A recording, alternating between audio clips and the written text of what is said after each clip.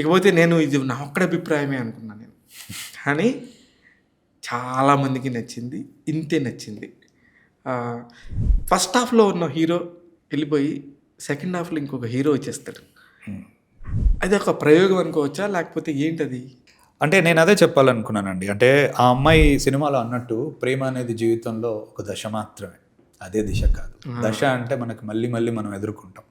అందుకని ఒక దగ్గర అది పోతుంది. ఆ పువ్వు రేకు ఏదైతే ఉందో మళ్ళీ అది ఎదురవుతుంది అనేది. అంటే చిన్నపాటి హోప్ ఇవ్వడానికి. ముఖ్యంగా ఈ రోజుల్లో చాలా హోప్‌లెస్ అయిపోతున్నాం మనం. హోప్‌లెస్ రొమాంటిక్స్ అయిపోతున్నాం. దానికి ఎన్నో కారణాలు ఉన్నాయి. సినిమా అనేది ఒక చిన్న హోప్ ఇవ్వగలిగితే నాకు శక్తి ఉంది. రచయితగా, దర్శకుడిగా కాబట్టి నేను అది చేశాను. ఎందుకంటే చాలామంది ఈ 10 రోజులు సినిమా రిలీజ్ అయినప్పటి నుంచి మేము అసలు మళ్ళీ ఎప్పుడు వద్దనుకున్నాం ప్రేమని, కరెంట్ సినారియోస్ అండ్ కండిషన్స్ని చూస్తుంటే. బట్ ఎక్కడో after you movie it's okay to take a chance అంటున్నారు అంతే. మరీ వెంటపడతా అని కాదు, ఇట్స్ ఓకే టు ఓపెన్ అన్నట్టు.